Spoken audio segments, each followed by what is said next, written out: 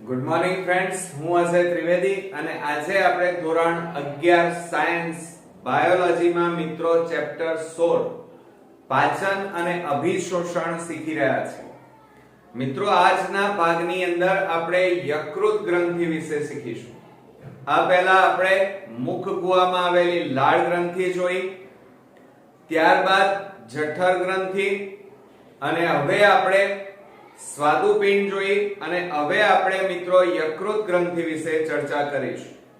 આ યકૃત ગ્રંથિ મિત્રો તમારા ટેક્સ્ટ બુકમાં નથી, પણ આ યકૃત ગ્રંથિ નીટ માટે ખૂબ જ અગત્યની છે અને સાથે સાથે તમને એમ પ્રશ્ન થાય કે સર ટેક્સ્ટ બુકમાં નથી તો પૂછાશે કેવી રીતે? તો મિત્રો યકૃત ગ્રંથિ એટલા માટે ટેક્સ્ટ બુકમાં નથી કારણ કે આપણા જે સિલેબસ છે એની અંદર ઉત્સર્જન તંત્ર, પાચન તંત્ર, રુધિરાભિસરણ તંત્ર એટલે મૂત્રપિંડ, આ બધા જે તંત્રો છે એ તંત્રની અંદર સંકળાયેલી આ યકૃત ગ્રંથિ છે અને એમાંથી ટુકડા ટુકડા કલેક્ટ કરી અને આપણે આ યકૃત ગ્રંથિ વિશે આજે ચર્ચા કરીશું. તો મિત્રો નીટ માટે ખૂબ જ અગત્યની બનવાની છે એટલે તૈયાર ખાસ કરજો. ઓકે, હવે આપણે જાણીએ છીએ કે યકૃત ક્યાં આવેલું હોય. તો સામાન્ય રીતે આપણે જાણીએ છીએ પ્રમાણે આપણા શરીરમાં આ ઉદર વાળો પ્રદેશ, આ ઉરસ અને એ બંનેની વચ્ચે આડો અનુપ્રસ્થ પડદો આવેલો છે જેને ઉરોદર પટલ કહેવાય. ક્લિયર? હવે અહીંયા ઉપરના ભાગે ઉરોદર પટલ આવેલું હોય, એ ઉરોદર પટલની નીચે અને જઠરની આ જમણી બાજુ ધ્યાન રાખજો. આપણો જમણો ભાગ એટલે આ મારો જમણો ભાગ એટલે આ કયો કહેવાય? ડાબો. અને આપણો ડાબો હાથ એટલે અહીંયા આકૃતિમાં જમણો સમજવાનો. એટલે ધ્યાન આપજો કે ઉરોદર પટલની નીચે જઠરની જમણી બાજુએ બે ખંડોની બનેલી યકૃત ગ્રંથિ આવેલી છે. ક્લિયર? હવે મિત્રો આ યકૃત છે એ યકૃત બે ખંડોનું બનેલું છે.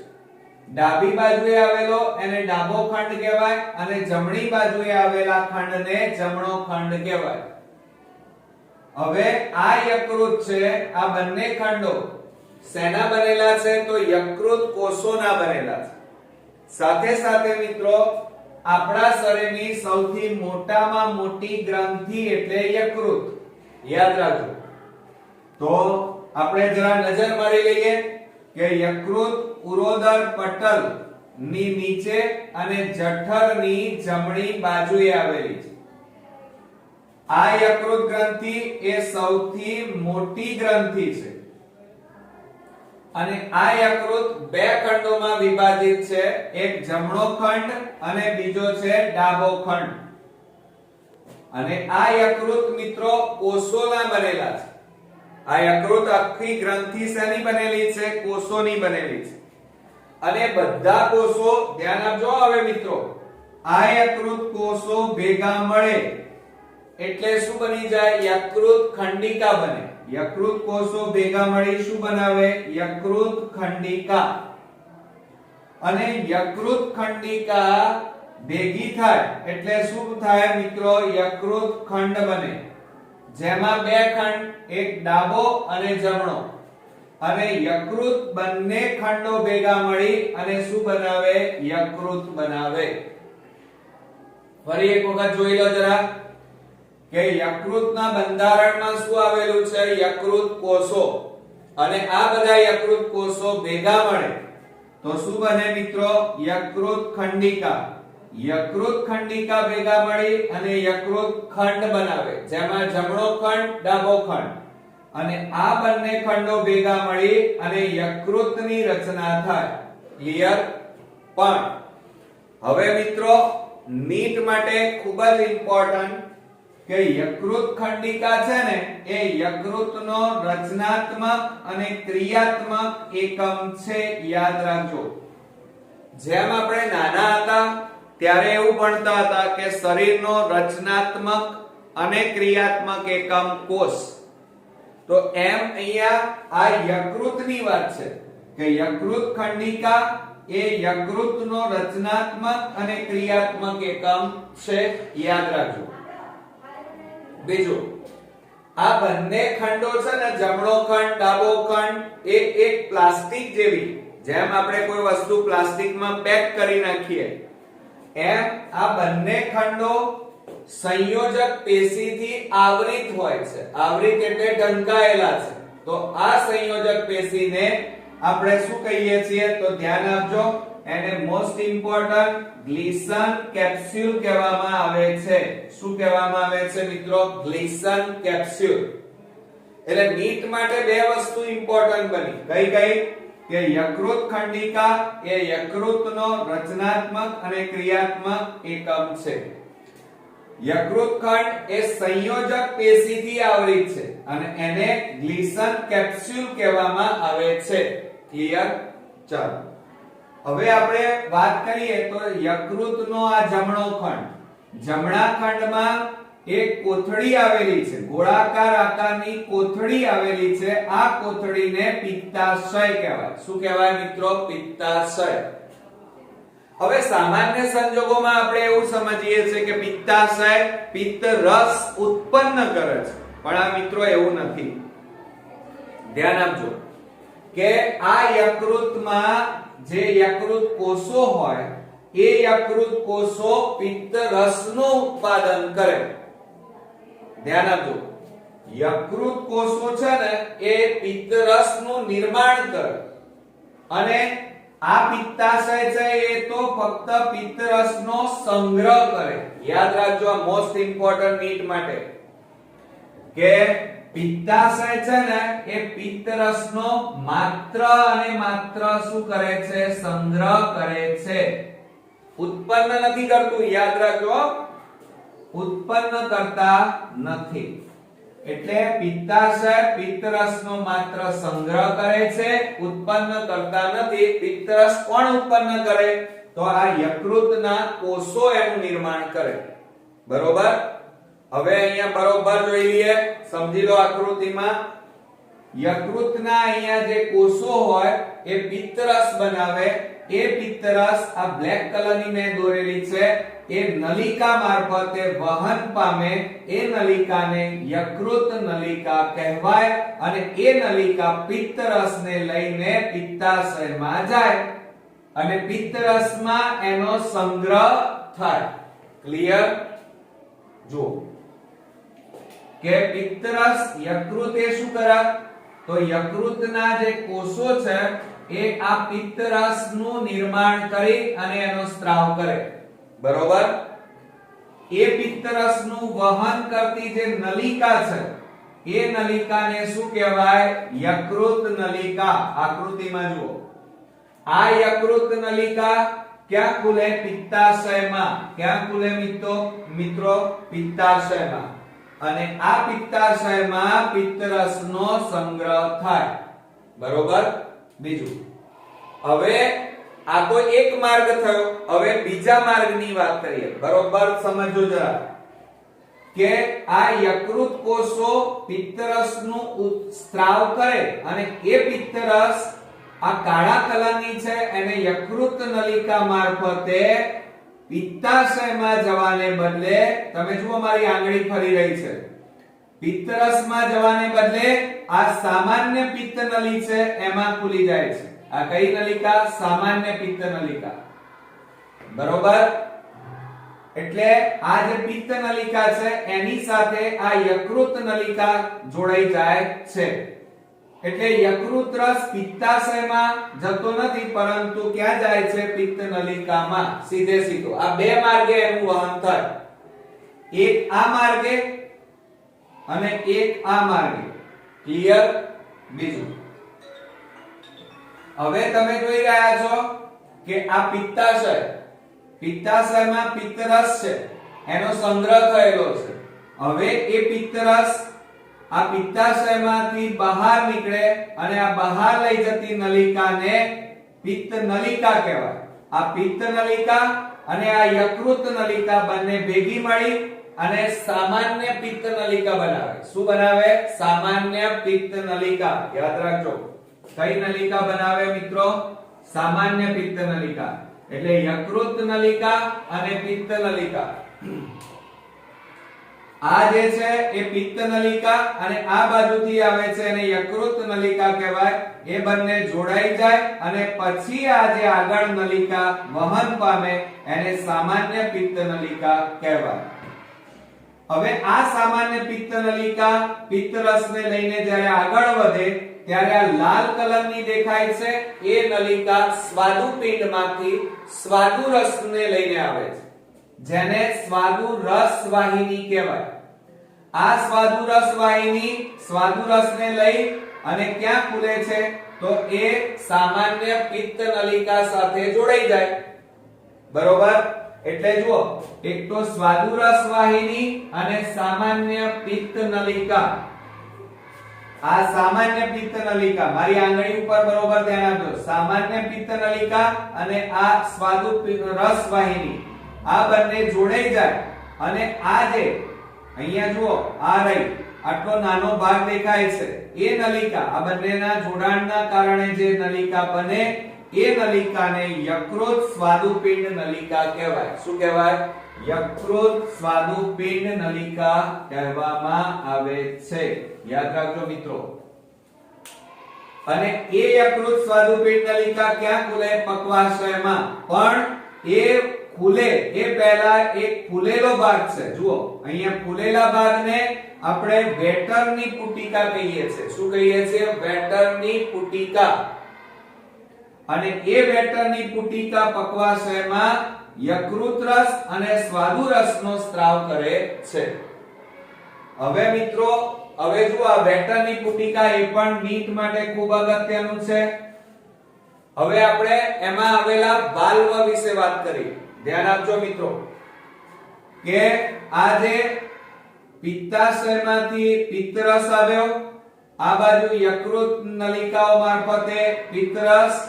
બરોબર? હવે પિત્તરસનું વહન અને એનું નિયંત્રણ કરતું જે વાલ્વ છે એ વાલ્વને બાયડેન વાલ્વ કહેવાય. કયો વાલ્વ કહેવાય મિત્રો? Biden valve. જે અત્યારે અમેરિકાના રાષ્ટ્રપતિ હમણાં ચૂંટાઈને આવ્યા એની વાત છે. એટલે એમના નામ ઉપરથી જુઓ, યાદ રાખજો, બાયડેન વાલ્વ. બરોબર? એ શું કરે છે?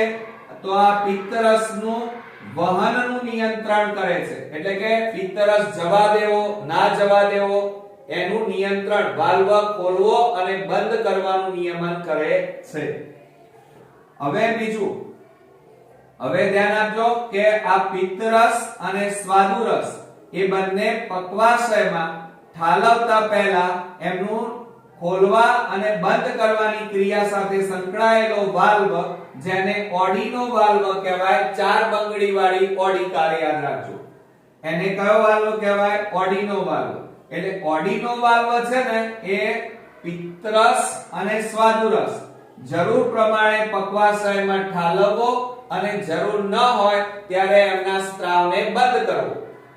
આ વાલ્વ શું કરે? બાયડેન વાલ્વ એ ફક્ત યકૃત રસનું વહન થવા દે. જ્યારે આ વાલ્વ છે એ યકૃત રસ અને સ્વાદુરસ જરૂર પ્રમાણે એનો સ્ત્રાવ પક્વાશયમાં થવા દે. ક્લિયર? હવે મિત્રો, આ આખો ટોપિક તમે ભણ્યા એને બરોબર ચાર્ટ દ્વારા પણ સમજી લઈએ. જુઓ, સૌપ્રથમ યકૃત કોષો. યકૃત કોષો શું ઉત્પન્ન કરે? પિત્તરસ.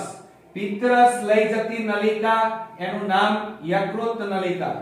યકૃત નલિકા પિત્તરસ ક્યાં ઠાલવે? પિત્તાશયમાં. અને પિત્તાશયમાં પિત્તરસનો સંગ્રહ થાય. ક્લિયર? ફરીથી જોઈ લો. એક આ માર્ગ છે, મારી આંગળી જોઈ લો, અહીંથી પિત્તરસ નીકળે. આ પિત્તરસ યકૃત નલિકા મારફતે પિત્તાશયમાં જાય. બીજો માર્ગ ડાયરેક્ટ છે, જુઓ, આમ શોર્ટકટ કહેવાય એને. આ લાંબો છે, આમ થઈ ના આવે. અને આ છે આમ થઈ ડાયરેક્ટ નીકળી જાય. એટલે આપણે પહેલો લોંગ રસ્તો જોઈએ કે યકૃત કોષો ભેગા મળી અને શું ઉત્પન્ન કરે? પિત્તરસ. આ પિત્તરસનું વહન યકૃત નલિકા દ્વારા થાય. યકૃત નલિકા પિત્તરસ ક્યાં ઠાલવે? પિત્તાશયમાં. પિત્તાશયમાં પિત્તરસનો સંગ્રહ થાય. પછી એ પિત્તરસ પિત્તાશયમાંથી બહાર નીકળે, એ બહાર લઈ જતી નલિકા એને પિત્ત નલિકા કહેવાય. ક્લિયર? હવે જુઓ, અહીંથી શોર્ટકટ ની વાત કરીએ આપણે. આમ તો યકૃત કોષો પિત્તરસનો સ્ત્રાવ કરે. આ પિત્તરસ લઈ જતી નલિકા એને યકૃત નલિકા કહેવાય. આ યકૃત નલિકા આગળ જતા શેમાં? જોજો, આ યકૃત નલિકા અને આ બાજુથી પિત્ત નલિકા, આ બંને નલિકાઓ એકબીજા સાથે જોડાય એટલે સામાન્ય પિત્ત નલિકા બને. કઈ નલિકા બને મિત્રો? આ સામાન્ય પિત્ત નલિકા. હું એરો મારી દઉં, જો આ રીતે, આ ભાગ, એને શું કહેવાય? સામાન્ય પિત્ત નલિકા. એટલે એક લોંગ માર્ગ છે, લાંબો માર્ગ આ રીતે, અને એક ટૂંકો માર્ગ છે આ રીતે, અને બંને માર્ગો ભેગા થાય એને સામાન્ય પિત્ત નલિકા કહેવાય. સમજો જરા. હવે આ સામાન્ય પિત્ત, ધ્યાન રાખજો, સામાન્ય પિત્ત નલિકા આગળ વધે એટલે કોની સાથે જોડાય? સ્વાદુ રસ વાહિની, જે સ્વાદુપિંડમાંથી સ્વાદુ રસ લઈને આવે.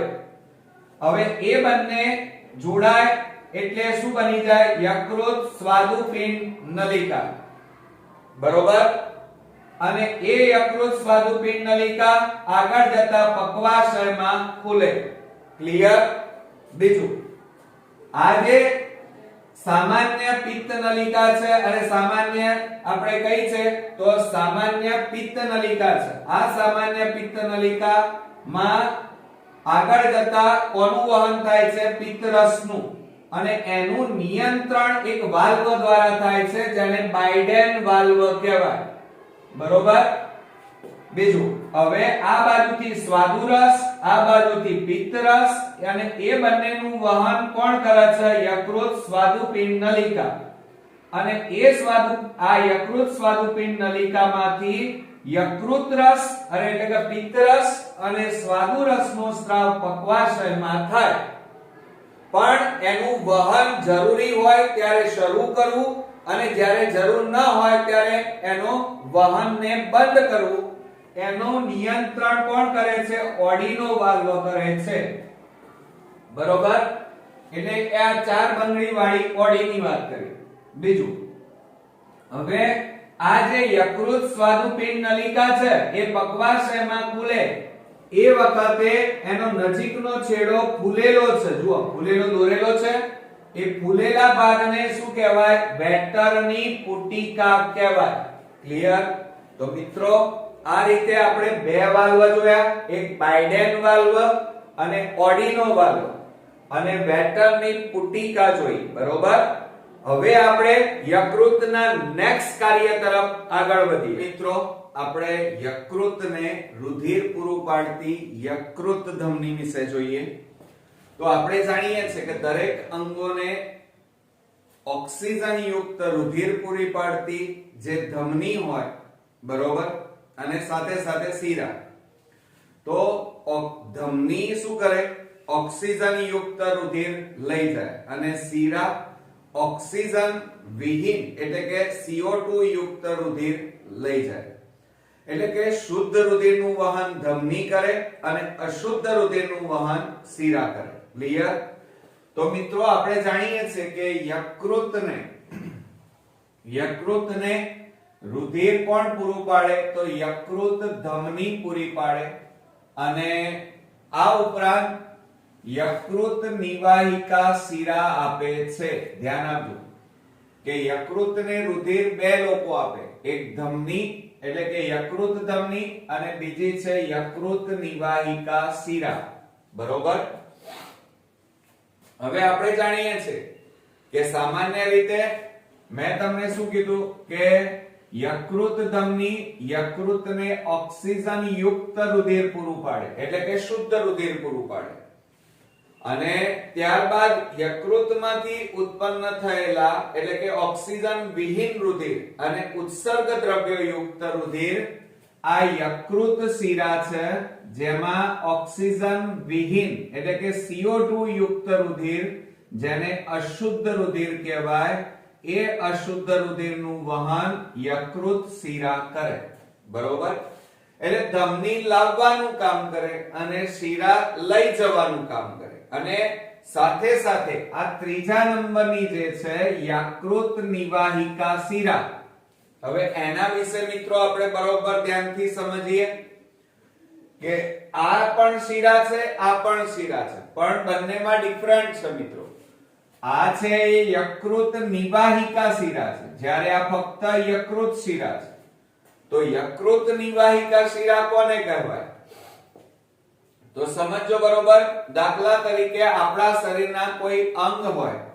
આપણે ઉદાહરણ તરીકે અન્ન માર્ગ લઈએ તો આ અન્ન માર્ગમાંથી રુધિર લઈને આવતી નિવાહિકા શિરા ખરેખર એને ક્યાં જવાનું છે હૃદય તરફ સમજો બરોબર અન્ન માર્ગમાંથી આવતી એટલે કે રુધિર લઈને આવતી નલિકા જેને યકૃત નિવાહિકા શિરા કહેવાય એને ખરેખર હૃદય તરફ જવાનું છે પરંતુ હૃદય તરફ જવાના બદલે એ ક્યાં પહોંચી જાય છે યકૃતને રુધિર આપી દે છે બરોબર ફરીથી સમજો કારણ કે આ ખૂબ જ અગત્યનો ટોપિક છે કે અન્ન માર્ગમાંથી રુધિર લઈને આવતી યકૃત નિવાહિકા શિરા હૃદયમાં જવાને બદલે યકૃતમાં ખુલે છે તો આ જે નલિકા છે એને યકૃત નિવાહિકા શિરા કહેવાય ક્લિયર ખ્યાલ આવ્યો મિત્રો બીજું હવે આ યકૃત છે એ યકૃતમાંથી ઓક્સિજન વિહીન રુધિર કોણ લઈ જાય તો યકૃત શિરા લઈ જાય જેમાં ઓક્સિજન વિહીન રુધિરનું વહન થાય અને હૃદયમાંથી ઓક્સિજન યુક્ત રુધિર પાછું ક્યાં જાય તો યકૃત તરફ જાય જેને શુદ્ધ રુધિર કહેવાય એટલે આ ચક્ર આખું ચાલ્યા જ કરે અહીંથી હૃદયમાંથી ઓક્સિજન યુક્ત રુધિર યકૃતમાં આવે અને યકૃતમાંથી ઓક્સિજન વગરનું રુધિર પાછું હૃદય તરફ જાય એટલે કહેવાનો મતલબ મારો એ છે કે ધમની હંમેશા શુદ્ધ રુધિર લઈ જાય અને શિરા છે અશુદ્ધ રુધિર લઈ જાય અને નિવાહિકા શિરા કોને કહેવાય તો શરીરના ધ્યાન આપજો એવી શિરા કે જે એક અંગમાંથી નીકળ્યા પછી એક અંગમાંથી એટલે આપણે અહીંયા ઉદાહરણ તરીકે અન્ન માર્ગ લીધું છે એક અંગમાંથી નીકળ્યા પછી એ હૃદય તરફ આને હૃદય તરફ જવાનું હતું હૃદય તરફ જવાને બદલે અન્ય કોઈ અંગમાં એટલે યકૃતમાં ખુલી ગઈ દાખલ થાય જેને નિવાહિકા શિરા કહે છે તો ફરીથી ધ્યાન આપો મિત્રો નિવાહિકા શિરાની વ્યાખ્યા કે એવી શિરા કે જે અંગમાંથી નીકળ્યા પછી હૃદય તરફ જવાને બદલે ક્યાં પહોંચી જાય છે અન્ય કોઈ અંગમાં ખુલે છે આ શિરાને નિવાહિકા શિરા કહે છે મનુષ્યમાં માનવીમાં મિત્રો એક જ નિવાહિકા શિરા છે અને એ છે યકૃત નિવાહિકા શિરા જ્યારે દેડકા જેવા ઉભયજીવી પ્રાણીઓની અંદર બે નિવાહિકા શિરા છે એક યકૃત નિવાહિકા શિરા અને બીજી છે મિત્રો મૂત્રપિંડ નિવાહિકા શિરા તો ધ્યાન આપજો નીટ માટે કે મનુષ્યની અંદર આવી એક જ નિવાહિકા શિરા છે અને એ છે યકૃત નિવાહિકા શિરા જ્યારે દેડકાની અંદર બે આવેલી છે અને એ છે યકૃત નિવાહિકા શિરા અને બીજી છે મૂત્રપિંડ નિવાહિકા શિરા ઓકે ક્લિયર મિત્રો ચાલો હવે બીજી વાત કરીએ કે આપણે જે ખોરાક ખાઈએ છીએ એ ખોરાકની અંદર પ્રોટીન વિટામિન ચરબી અન્ય ખનિજ દ્રવ્યો આ બધા જ પાચન ક્રિયાને અંતે રુધિરમાં ભળે અને રુધિરમાંથી એ પહેલા ક્યાં પહોંચી જાય તો યકૃતમાં જાય અને યકૃત શરીરની જરૂરિયાત મુજબ એનું વહન થવા દે એટલે એનો મતલબ એ થયો કે યકૃતમાં દરેક પદાર્થોનું ચેકિંગ થાય છે અને એટલા માટે યકૃતને રાસાયણિક ચેકપોસ્ટ કહેવામાં આવે છે. ધ્યાન આપજો મિત્રો કે યકૃતને રાસાયણિક ચેકપોસ્ટ કહેવામાં આવે છે, કારણ મેં હમણાં જ કીધું કે પાચન ક્રિયાને અંતે રુધિરમાં ભળતા સમગ્ર પદાર્થો, પ્રોટીન, વિટામિન, ચરબી, ખનિજ દ્રવ્યો, સમગ્ર દ્રવ્યો, આ બધાનું ચેકિંગ ક્યાં થાય છે? યકૃતમાં. અને શરીરની જરૂરિયાત મુજબ યકૃત એનું વહન થવા દે છે. તો મિત્રો હવે આપણે યકૃતના કાર્યો વિશે વાત કરીએ. તો યકૃતમાં ધ્યાન આપજો મિત્રો કે ગ્લાયકોજિનેસિસ.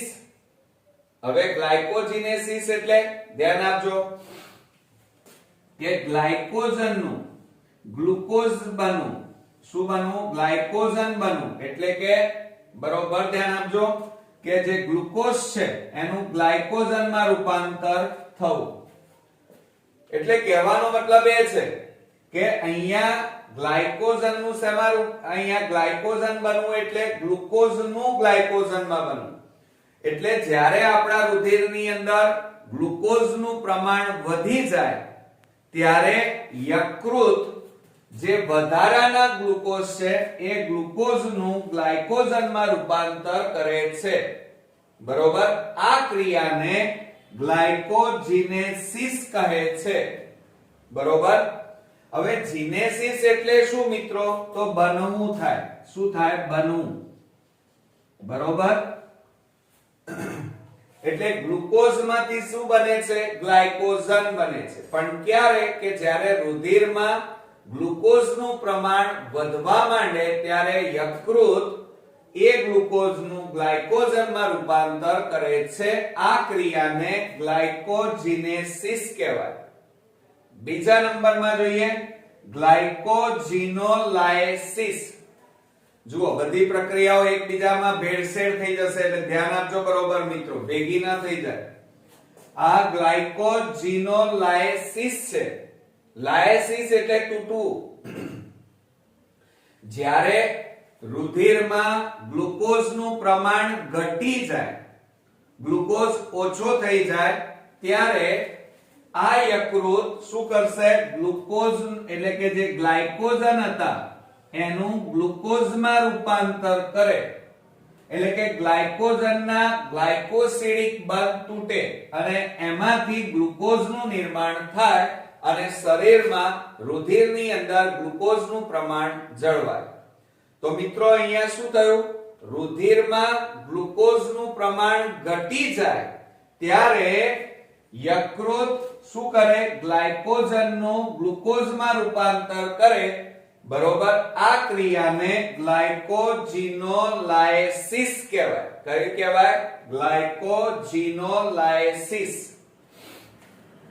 એટલે એનો મતલબ એ થયો કે ઉપરની પ્રક્રિયામાં જોડવાની ક્રિયા થાય છે, અહીંયા તૂટવાની ક્રિયા થાય છે. તમે જુઓ, આ પહેલી પ્રક્રિયા કઈ હતી? ગ્લાયકોજિનેસિસ.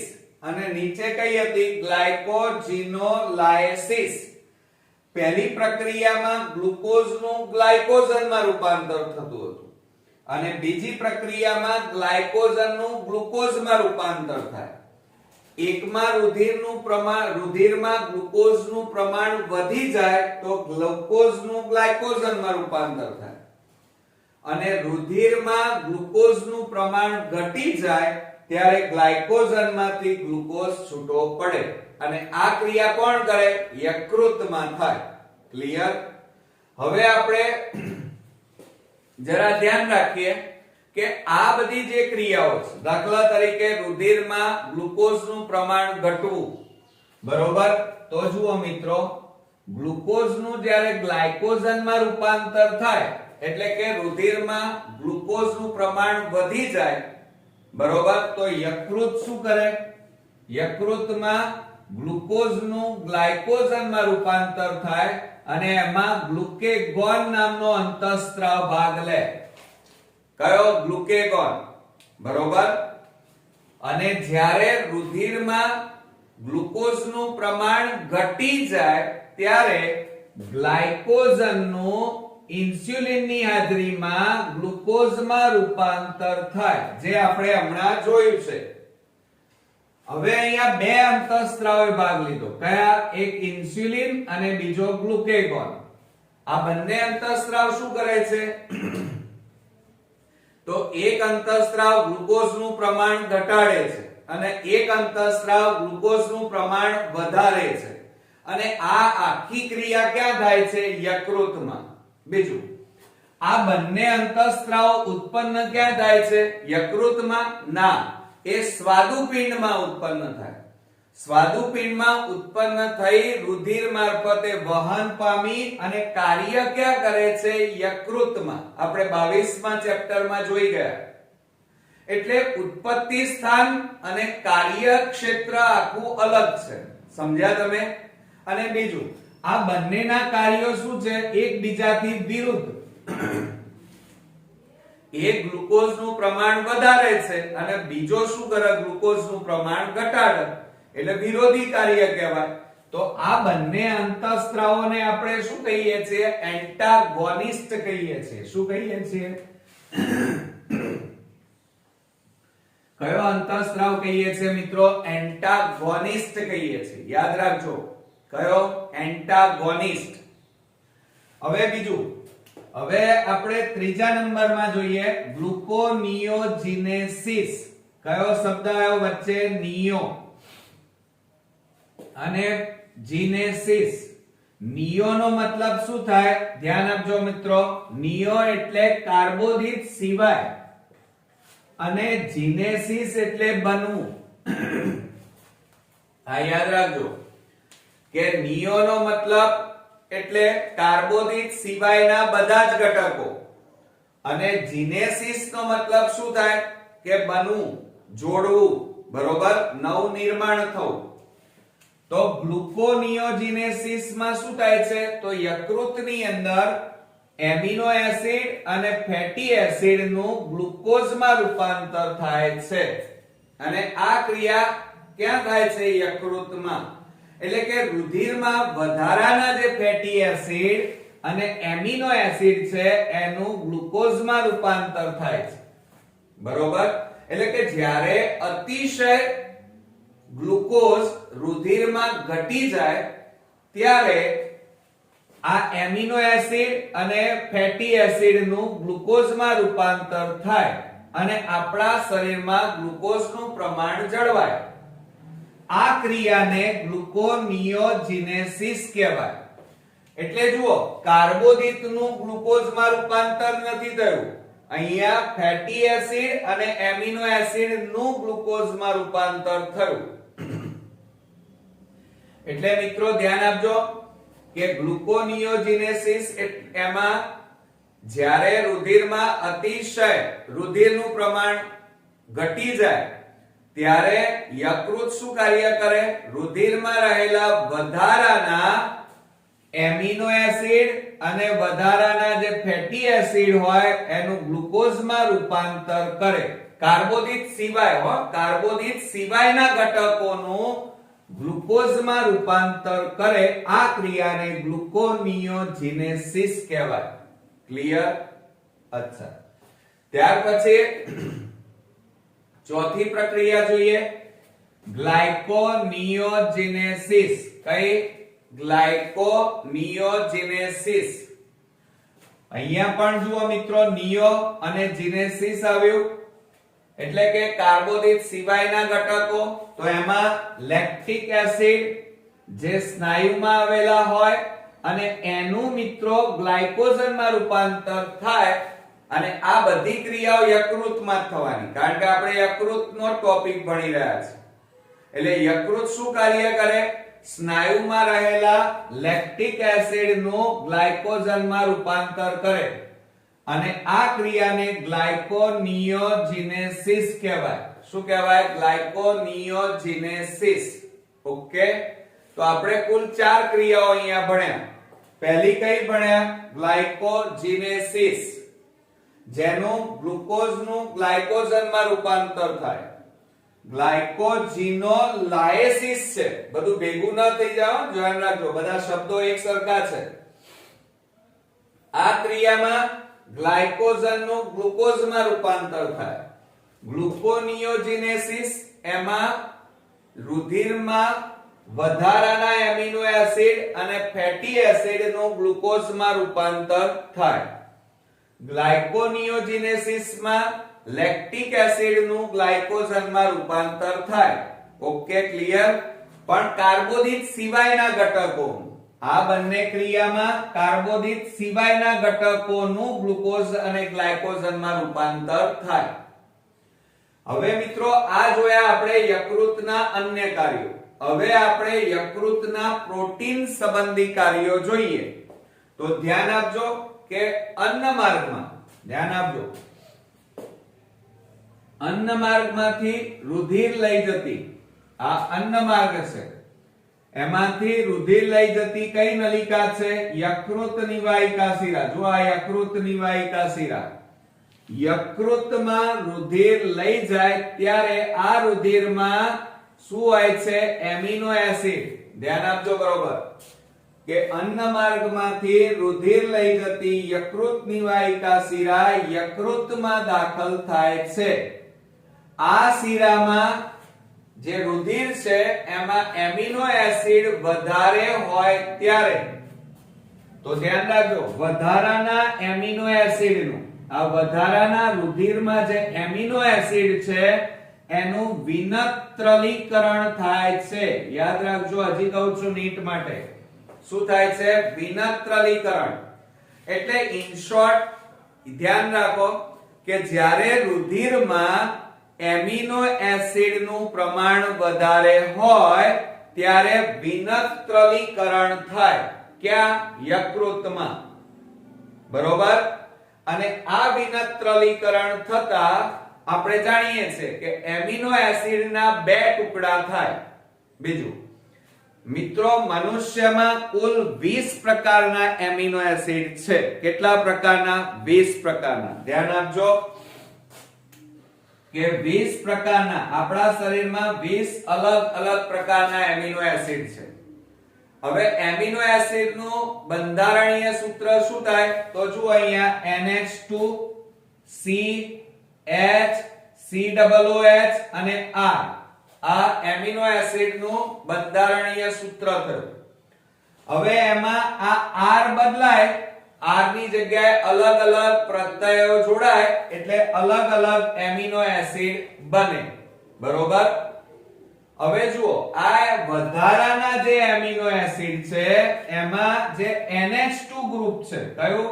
NH2, અને આ NH2 ગ્રુપ છૂટું પડે છે યકૃતમાં, અને એ કઈ ક્રિયા દ્વારા? વિનત્રલીકરણ દ્વારા આ NH2 છૂટા પડે છે અને એનું રૂપાંતર એમોનિયા એટલે કે NH3 માં થાય છે. ક્લિયર? એટલે ધ્યાન રાખજો કે એમિનો એસિડ માંથી NH2 નું રૂપાંતર NH3 માં વિનત્રલીકરણની ક્રિયા દ્વારા થાય છે. હવે આ NH3 મિત્રો તમે જાણો છો અતિશય ઝેરી છે, એનો તાત્કાલિક નિકાલ થવો જોઈએ, નહીતર શરીરના અન્ય અંગોને નુકસાન કરે, એની ઝેરની અસર થાય. એવું ન થાય એટલા માટે યકૃતમાં આ એમોનિયા છે, એ એમોનિયાનું યુરિયામાં રૂપાંતર કરી દેવામાં આવે છે. આ યુરિયામાં રૂપાંતર કરવા માટે કયું ચક્ર ભાગ લે છે? આર્નિથિન ચક્ર. નીટ માટે ધ્યાન આપજો કે એમોનિયાનું યુરિયામાં રૂપાંતર એ કયા ચક્ર દ્વારા થાય છે? આર્નિથિન ચક્ર દ્વારા એમોનિયાનું યુરિયા જેવા ઉત્સર્ગ દ્રવ્યમાં થાય છે.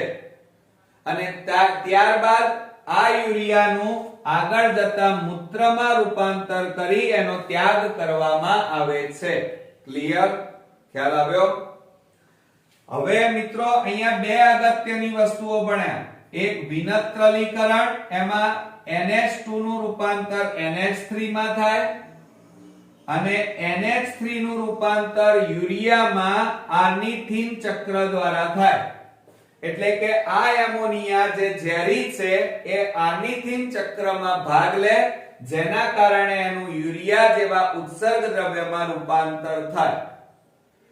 હવે આપણે જાણીએ છીએ કે ખેતીવાડીમાં ખેતરમાં ખાતર તરીકે આપણે યુરિયા ખાતર વાપરીએ છીએ, બરોબર? એ ફેક્ટરીમાં બને, આ આપણી ફેક્ટરીમાં બને છે, બરોબર કે નહીં? અચ્છા, હવે તમે જુઓ, આ તો વાત થઈ આ ભાગની. હવે આ ભાગ આપણો ચોરસ મેં જે દોર્યો છે એ બાકી રહ્યો. હવે એમાં જુઓ કયા ઘટકો બાકી રહ્યા? એક કાર્બન, ઓક્સિજન અને હાઇડ્રોજન. કયા બાકી રહ્યા? જુઓ, કાર્બન, હાઇડ્રોજન અને ઓક્સિજન, આ ત્રણ ઘટકો હવે બાકી રહ્યા, બરોબર? તો આ જે ત્રણ ભાગ બાકી રહ્યા, કાર્બન, હાઇડ્રોજન અને ઓક્સિજન, આ ત્રણેયનું રૂપાંતર, આ ભાગનું રૂપાંતર ગ્લુકોઝમાં થાય છે. શેમાં થાય છે? ગ્લુકોઝ, C6H12O6 ગ્લુકોઝમાં રૂપાંતર થાય છે. અને આ રૂપાંતર ગ્લુકોઝ બનવાની જે ક્રિયા છે એને આપણે શું કહીએ છીએ? ગ્લુકો. ગ્લુકો એટલે ગ્લુકોઝ, નિયો એટલે કાર્બોદિત સિવાયના ભાગનું શું બને છે? ગ્લુકોઝ બને છે. એટલે જીનેસિસ એટલે શું થાય? બનવું. એટલે આ જે કાર્બન, હાઇડ્રોજન, ઓક્સિજન છે એમાંથી ગ્લુકોઝ બનવાની ક્રિયાને ગ્લુકોનિયોજિનેસિસ કહેવાય. ક્લિયર? ખ્યાલ આવ્યો ને મિત્રો? ચાલો, આ ઉપરાંત આ યુરિયા છે એ ઉત્સર્ગ દ્રવ્ય છે અને મનુષ્યનું એ મુખ્ય ઉત્સર્ગ દ્રવ્ય ગણાય છે. ક્લિયર? બીજું, અને આ યુરિયા ક્યાં બને છે? તો માનવ શરીરના યકૃતમાં બને છે.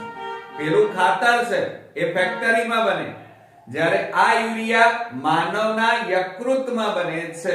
ક્લિયર? તો મિત્રો અહીંયા યકૃતના પ્રોટીન સંબંધી કાર્યોમાં રુધિરની અંદર રહેલા વધારાના એમિનો એસિડનું આ રીતે બે ભાગમાં રૂપાંતર થાય, એટલે કે એના બે ટુકડા થાય. એક NH2 નું વિનત્રીલીકરણ થઈ એમોનિયા જેવા ઝેરી વાયુ બને, એ ઝેરી વાયુનું યુરિયામાં રૂપાંતર કરવામાં આવે આર્નિથિન ચક્ર દ્વારા, અને એ યુરિયા ઉત્સર્ગ દ્રવ્યનું મૂત્ર દ્વારા એનો નિકાલ કરવામાં આવે. જ્યારે આ બાકીનો ભાગ છે જેમાં કાર્બન, હાઇડ્રોજન અને ઓક્સિજન છે, આ ત્રણેય ઘટકો નું ગ્લુકોનિયોજિનેસિસ ક્રિયા દ્વારા ગ્લુકોઝમાં રૂપાંતર કરવામાં આવે છે. બીજું, માનવ શરીરમાં કુલ કેટલા એમિનો એસિડ? 20 છે.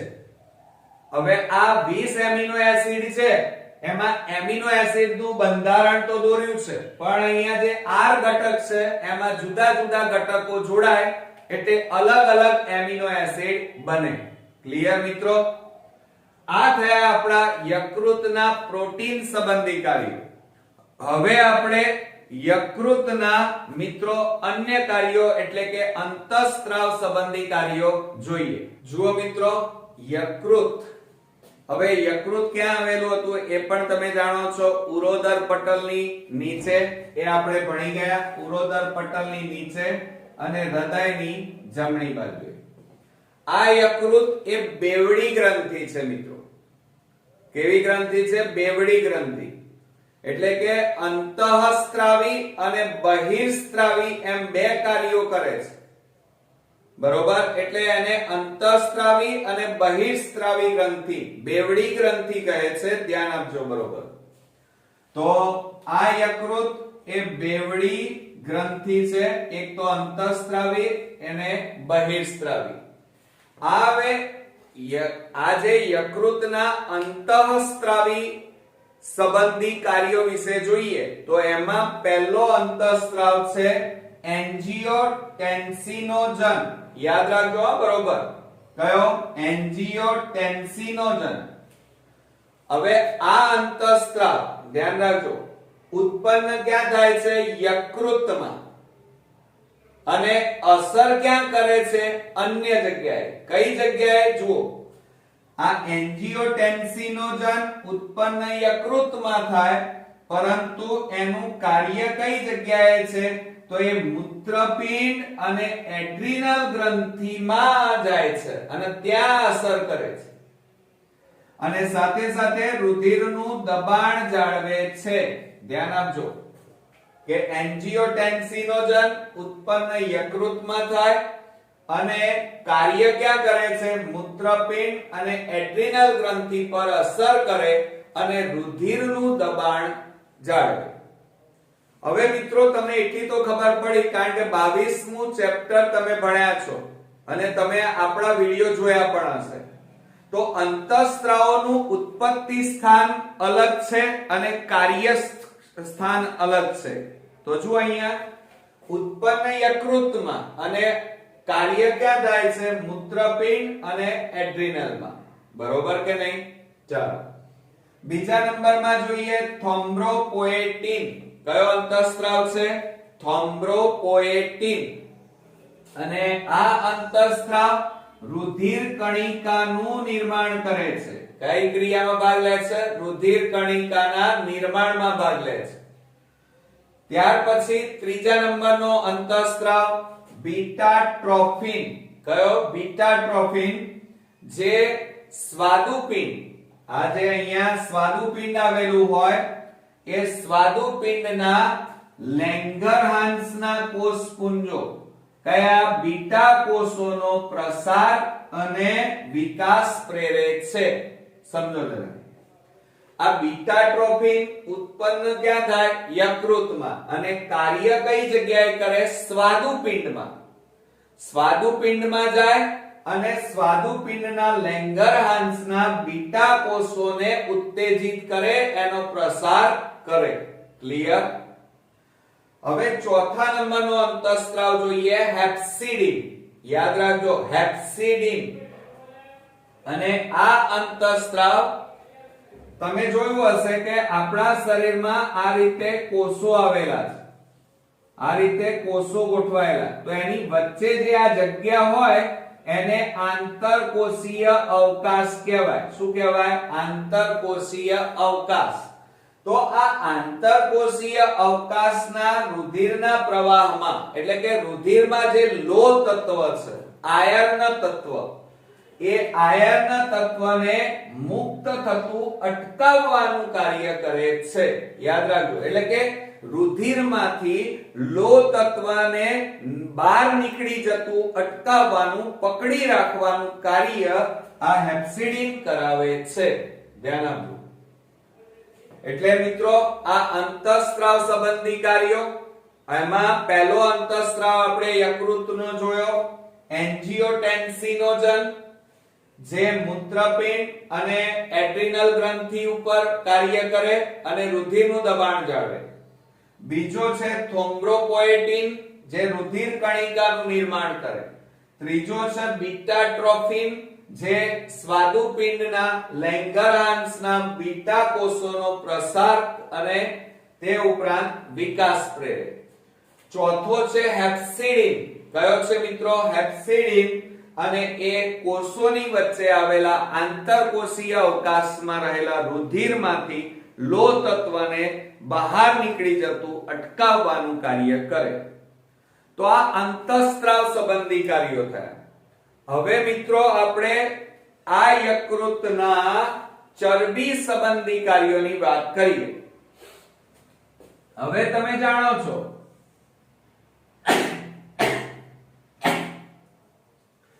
કે મિત્રો તમારા મમ્મી અત્યારે સવારે તમને બરજબરી દૂધ પીવડાવતા હોય. નાના બાળકોથી માંડીને અત્યારે તમે વાંચતા હોય એટલે ભણતા હોય એટલે તમને અત્યારે દૂધ વધારે પીવડાવવામાં આવે. પણ વાસ્તવમાં મિત્રો હવે ધ્યાન આપજો કે દૂધ, ચીઝ, પનીર, તેલ, આ બધા ઘટકો, ઘી, માખણ, આ બધા ચરબીજન્ય પદાર્થો છે. અને ચરબીમાંથી આપણને ઊર્જા ક્યારે નથી મળતી? સમજો જરા. તમે નોર્મલી જે કાર્ય કરો છો દિવસ દરમિયાન એમાં ગ્લુકોઝમાંથી ઊર્જા પ્રાપ્ત થાય છે. ચરબી તો આપણા શરીરમાં સંગ્રહ થાય છે યકૃતમાં. આ ચરબીમાંથી ઊર્જા, શક્તિ ક્યારે મળે? કે જ્યારે ગ્લુકોઝ સંપૂર્ણપણે વપરાઈ જાય. બરોબર. ત્યારબાદ કાર્બોદિત, અને કાર્બોદિત અને ગ્લુકોઝ કશું આપણા શરીરમાં ના હોય ત્યારે ચરબી વપરાય અને ત્યારબાદ આપણને ઊર્જા મળે, અને ચરબી પછી પ્રોટીનમાંથી આપણને ઊર્જા મળે. એટલે અહીંયા ચરબી સંબંધી કાર્યોમાં ધ્યાન રાખજો કે યકૃતમાં મોટા ભાગે આપણે જે કંઈ પણ માખણ, ચીઝ, પનીર, દૂધ, તેલ ખાઈએ છીએ એમાં ચરબી હોય, અને એ ચરબી આપણા શરીરમાં યકૃતની અંદર એનો સંગ્રહ થાય. બરોબર. હવે ધ્યાન આપજો મિત્રો કે જે લોકો શ્રમજીવી છે, મજૂરી કામ સાથે સંકળાયેલા છે, તો એવા શ્રમજીવીએ દૂધ પીવાની જરૂર નથી, પણ એમણે ગોળ ખાવાની જરૂર છે. તો યાદ રાખજો કેમ મિત્રો? એનું કારણ છે, કારણ કે જે લોકો શ્રમજીવી છે, જેને મજૂરી કામ કરવાનું છે, એમણે શરીરની શક્તિનો ઉપયોગ કરવાનો છે. હવે શક્તિ એમને શરીર વાપરવાનું છે, એટલે ઊર્જાની વધારે જરૂર પડે, અને એટલા માટે ઊર્જા ચરબીમાંથી નહીં મળે, પણ રોજે રોજ ઊર્જા શેમાંથી મળશે? પેલા ગોળ એટલે ગ્લુકોઝમાંથી મળશે. અને એટલા માટે શ્રમજીવી વ્યક્તિએ દૂધની જગ્યાએ એને હંમેશા શું ખાવું જોઈએ? ગોળ ખાવો જોઈએ. અને તમારે પણ જમતી વખતે થોડોક ગોળ ખાવો જોઈએ, સાથે સાથે સવારે મધ પીવું જોઈએ, કારણ સૌથી વધારે ગ્લુકોઝ શેમાં છે? મધની અંદર છે. એટલે મધ અને ગોળ ખાવાથી આપણને થાક ઓછો લાગે છે. ક્લિયર? બીજું, આ ઉપરાંત તમે જાણો છો કે ગોળમાંથી આપણને શું મળે? ગ્લુકોઝ. જ્યારે દૂધમાંથી તમને શું મળશે? ચરબી. અને ચરબી તો શું થઈ જશે? યકૃતમાં સ્ટોર થઈ જશે. એટલે તમને દૂધ પીવાથી ઊર્જા નહીં મળે, શક્તિ નહીં મળે, તાકાત નહીં મળે. ધ્યાન રાખજો પાછા. એ ક્યારે મળે? કે જ્યારે તમારા શરીરમાંથી સંપૂર્ણપણે ગ્લુકોઝ વપરાઈ જાય, ત્યારબાદ જ તમારો ચરબીમાંથી ઊર્જા પ્રાપ્ત થાય. બીજી વાત કે જે લોકો મિત્રો દારૂના સેવન સાથે સંકળાયેલા છે, એટલે કે જે લોકો વધારે પડતું દારૂનું સેવન કરે છે, આવા વ્યક્તિઓના શરીરમાં ધ્યાન રાખજો વધારે પડતી ચરબી યકૃતમાં સ્ટોર થાય છે. ધ્યાન આપજો કે જે લોકો દારૂનું સેવન કરતા હોય એવા લોકોના શરીરમાં યકૃતમાં વધારે પ્રમાણમાં ચરબીનો સંગ્રહ થાય છે, જે નુકસાનકારક છે અને એક રોગ કહેવાય. આ રોગને યકૃત સિરોસિસ કહે છે. નીટ માટે ધ્યાન આપજો, એને શું કહેવાય? યકૃત સિરોસિસ કહેવાય. એટલે મિત્રો આપણે અહીંયા ચરબી સંબંધી કાર્યો જોયા. પહેલું શ્રમજીવી, એટલે એને શું ખાવું જોઈએ? દૂધની જગ્યાએ ગોળ ખાવો જોઈએ, કારણ કે એને ઊર્જા એમાંથી વધારે મળે. બીજું આપણે જોયું દારૂનું સેવન વધારે પડતા કરનાર વ્યક્તિમાં વધારાની જે ચરબી છે એ ચરબીનો વધુ પડતો સંગ્રહ યકૃતમાં થાય, જે એક પ્રકારનો રોગ છે અને એને યકૃત સિરોસિસ કહે છે. બરોબર. બીજું, આ ઉપરાંત યકૃતના મિત્રો ખનિજ સંબંધી કાર્યો. હવે ખનિજ સંબંધી કાર્યોમાં આપણા શરીરને ઉપયોગી બધા જ ખનિજો નો સંગ્રહ યકૃતમાં થાય છે. ક્યાં થાય છે? યકૃતમાં. ક્લિયર? ત્યારબાદ યકૃતના વિટામિન સંબંધી કાર્યો વિશે વાત કરીએ તો આપણા શરીરને ઉપયોગી vitamin A, vitamin D, E, K આ વિટામિનો અને વિટામિન B12 આ પાંચેનો સંગ્રહ યકૃતમાં થાય છે. યાદ રાખજો નીટ માટે તમને ગોથા ખવડાવવા માટે અન્ય ABCD ના અક્ષરો ઉમેરેલા હશે કે vitamin A, D, E, K અને વિટામિન B12 નો સંગ્રહ યકૃતમાં થાય છે. આ ઉપરાંત કેરોટીન, બીટા કેરોટીન, આ કેરોટીન માંથી આપણને વિટામિન A મળે છે મિત્રો. વિટામિન A શેમાંથી મળે છે? કેરોટીન માંથી.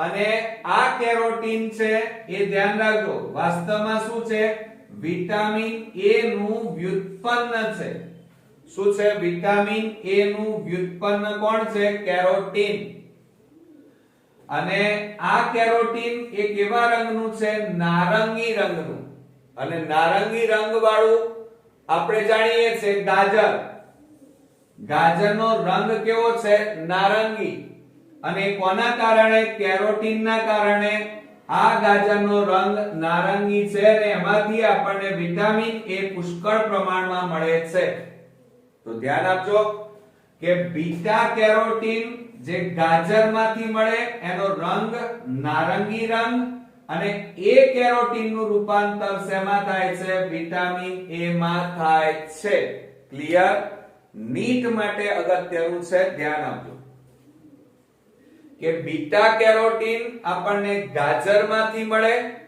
અને ગાજરનો રંગ કેવો છે નારંગી રંગ અને આ બીટા કેરોટીન નું રૂપાંતર શેમાં થાય છે વિટામિન એ માં એ કઈ જગ્યાએ યકૃતમાં થાય છે ક્લિયર એટલે આ રીતે આ 5 વિટામિનોનો સંગ્રહ યકૃતમાં થાય છે હવે આપણે યકૃતના રુધિર સંબંધી કાર્યો જોવાના છે મિત્રો તો ધ્યાન આપજો કે યકૃત શું કાર્ય કરે તો આપણે જાણીએ છીએ કે રુધિર હૃદયમાં જતા પહેલા ક્યાં જાય છે યકૃતમાં અને યકૃત રુધિરમાં રહેલા ઉત્સર્ગ દ્રવ્યો કચરાને બહાર કાઢવાનું કામ કરે છે એટલે યકૃતમાં રુધિરનું શુદ્ધિકરણ થાય છે મિત્રો આ ધ્યાન આપજો યકૃતમાં રુધિરનું શુદ્ધિકરણ થાય છે આ ઉપરાંત યકૃતમાં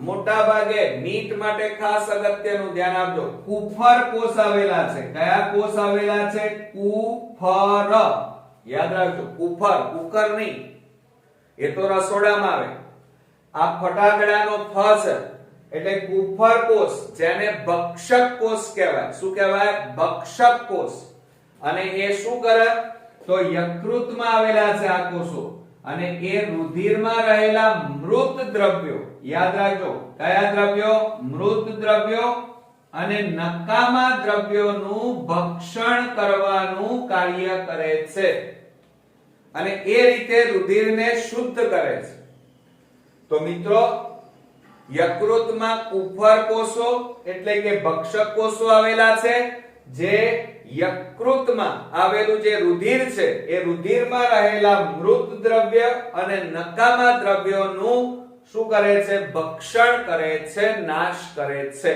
ક્લિયર બીજું આ ઉપરાંત તમે જાણો છો કે IgA એટલે એને શું કહેવાય ઇમ્યુનોગ્લોબ્યુલિન કહેવાય ઇમ્યુનોગ્લોબ્યુલિન A જે એક પ્રકારના શું છે એન્ટીબોડી આના સિવાયનું આ નહીં હો આના સિવાયનું જે રુધિરમાં આવેલું આ શું છે એક્ચ્યુઅલી રુધિરમાં આવેલું રોગ પ્રતિકારક શક્તિ માટે જવાબદાર છે એન્ટીબોડી છે રોગો સામે રક્ષણ કરે તો આ ક્યાં આવેલા છે રુધિરમાં આ એન્ટીબોડી સિવાયના જોજો આ એન્ટીબોડી સિવાય બધા પ્રોટીનનું સંશ્લેષણ એટલે કે નિર્માણ યકૃતમાં થાય છે યાદ રાખજો ફક્ત આનું જ નિર્માણ યકૃત કરતું નથી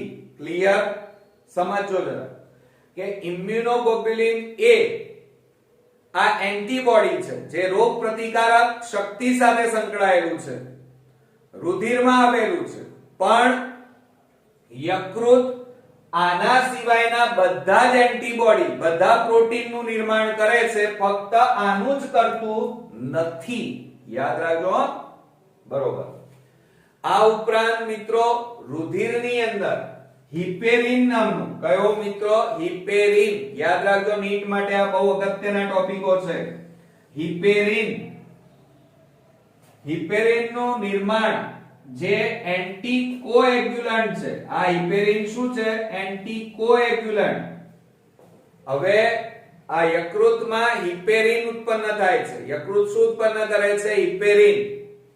હવે આ હિપેરિનનું નિર્માણ, જેને આ હિપેરિનને શું કહેવાય? એન્ટીકોએગ્યુલન્ટ કહેવાય, જે રુધિરને જામી જતું અટકાવે છે. હવે સમજો પાછા, ભૂલ ના કરી દેતા. જામી જતું એટલે દાખલા તરીકે તમને કોઈ જગ્યાએ વાગ્યું, થોડુંક લોહી નીકળ્યું અને ઓટોમેટિક ત્યાં રુધિર ઘટ થઈ જાય, એની વાત નથી. એની વાત નથી. આ વાત શેની છે?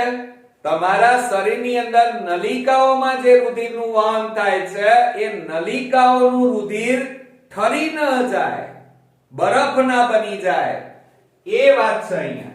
એ રુધિરને જામી જતું અટકાવતું દ્રવ્ય એ કયું તત્વ? હિપેરિન. જ્યારે વાગે અને પછી જે રુધિર ઠરી જાય છે, એના માટે અલગ દ્રવ્યો જવાબદાર છે. એટલે પાછા ભૂલ ના કરતા કે હિપેરિન છે એ શરીરની અંદર જે રુધિરનું વહન થાય છે, એ રુધિરને ઠરી જતું, જામી જતું અટકાવવાનું કાર્ય આ હિપેરિન કરે છે, જેને એન્ટીકોએગ્યુલન્ટ કહેવાય. અને આ હિપેરિન દ્રવ્ય એ યકૃત ઉત્પન્ન કરે છે. ક્લિયર? તો મિત્રો, આપણે યકૃતના રુધિર સંબંધી કાર્યો જોયા. એમાં પહેલું છે, યકૃત એક તો રુધિરનું શુદ્ધિકરણ કરે છે. બીજું, યકૃતમાં કુફર કોષ એટલે કે ભક્ષક કોષ આવેલા છે, જે રુધિરમાં રહેલા મૃત દ્રવ્ય અને નકામા દ્રવ્યોનું ભક્ષણ કરે છે. ત્યારબાદ યકૃત પ્રોટીનનું સંશ્લેષણ એટલે કે નિર્માણ કરે છે. બીજું, ઇમ્યુનોગ્લોબ્યુલિન એ સિવાયના બધા જ પ્રોટીનનું નિર્માણ યકૃત કરે છે. આ ઇમ્યુનોગ્લોબ્યુલિન એ રોગ પ્રતિકારક શક્તિ, એન્ટીબોડી છે એક જાતના. બરોબર કે નહીં?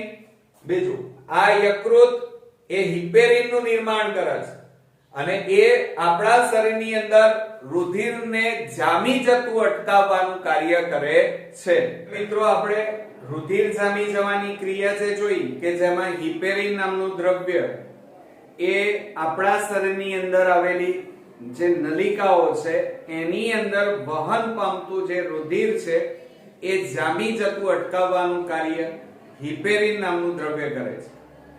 જ્યારે આપણા શરીરમાં કોઈ ઈજા થાય અને ઈજા થયા પછી થોડાક સમય પછી એ રુધિર એ જગ્યાએ જામી જાય છે, તો એના માટે જવાબદાર કારકો છે મિત્રો. કારકો એટલે જનીનો. તો સામાન્ય રીતે ધ્યાન આપજો, રુધિર જામી જવા માટે જવાબદાર જે કારકો છે, જેને જનીનો કહેવાય, એનું નિર્માણ યકૃતમાં થાય છે.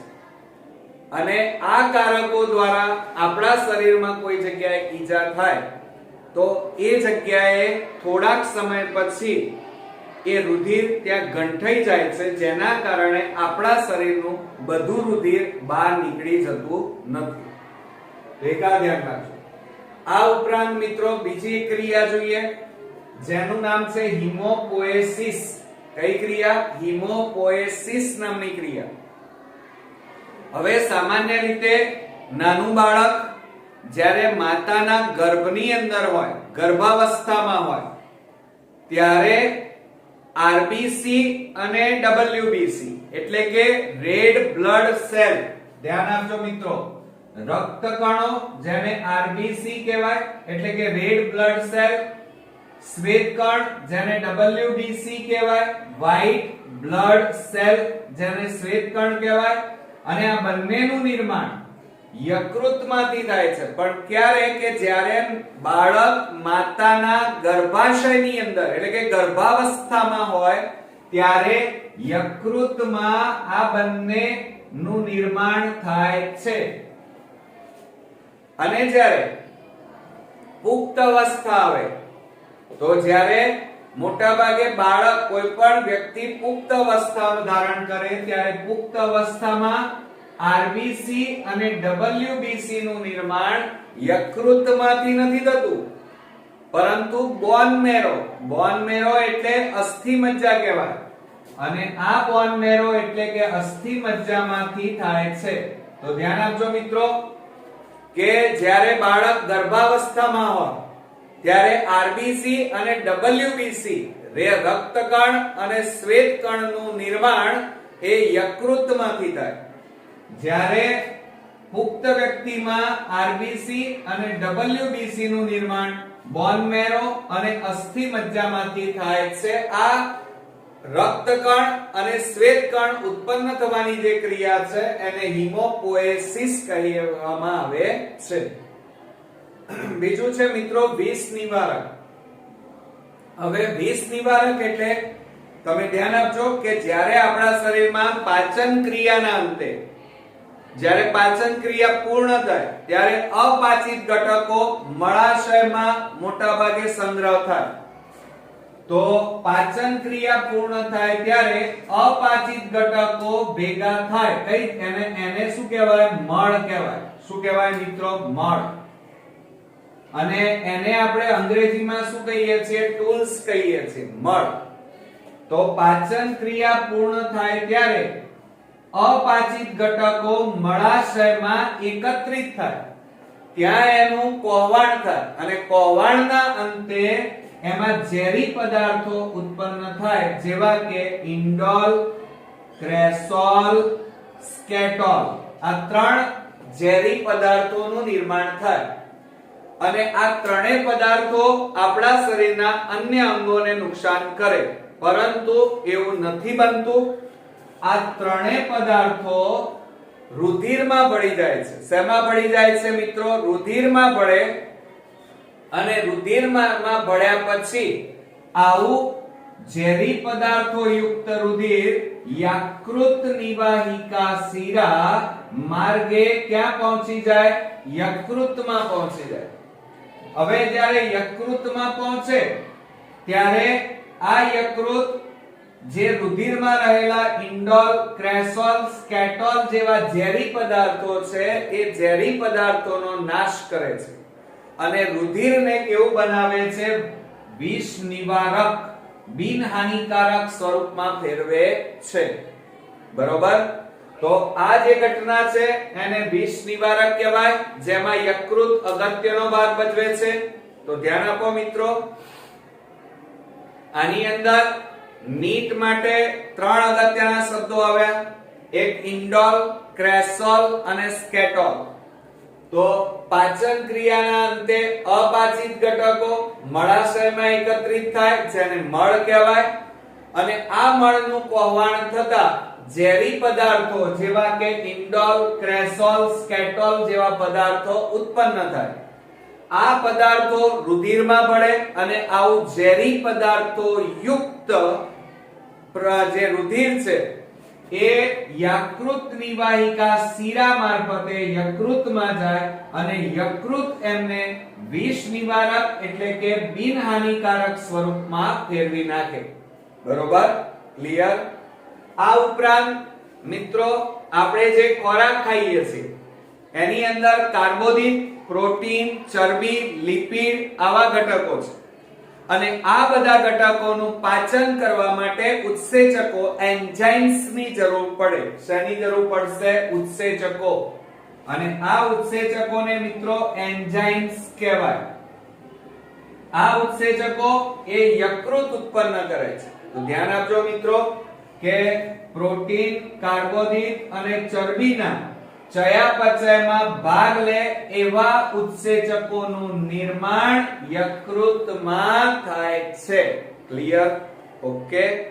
તો મિત્રો આ રીતે આપણી યકૃત અને સૌથી લાંબામાં લાંબી ગ્રંથિ આપણે જોઈ અને આ આખી ગ્રંથિનું જે વર્ણન છે એ ટેક્સ્ટ બુકમાં નથી પરંતુ અલગ અલગ ચેપ્ટરની અંદર એનું વર્ણન આપેલું છે અને આ બધા વર્ણન ભેગા કરી અને આપણે આખી યકૃત ગ્રંથિ બનાવી જે નીટ માટે ખૂબ જ અગત્યનું છે.